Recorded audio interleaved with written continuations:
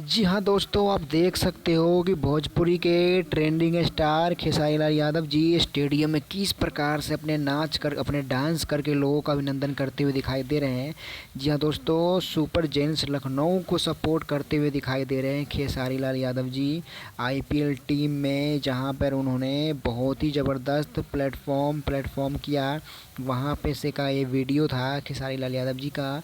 आप देख सकते हो कि कहां से कहां, कभी बिग बॉस तो कभी कपिल शर्मा के शो, और आज आईपीएल क्रिकेट मैच के स्टेडियम में खेसारी लाल यादव जी का जलवा। वहीं पे दबंग स्टार सलमान खान की बात करें तो सलमान खान ने भी तारीफ़ किया है कि भोजपुरी का अगर कोई स्टार है जिसका मैं गाना देखता हूँ तो वो खेसारी लाल यादव जी है, क्योंकि खेसारी लाल यादव जी सलमान खान के शो बिग बॉस में गए थे, वहीं से इनकी दोस्ती और पहचान बढ़ी। दोस्तों, आप क्या कहना चाहेंगे प्लीज़ कमेंट करके ज़रूर बताएं हमारे दबंग स्टार सलमान खान के बारे में और हमारे ट्रेंडिंग स्टार खेसारी लाल के बारे में। Thank you.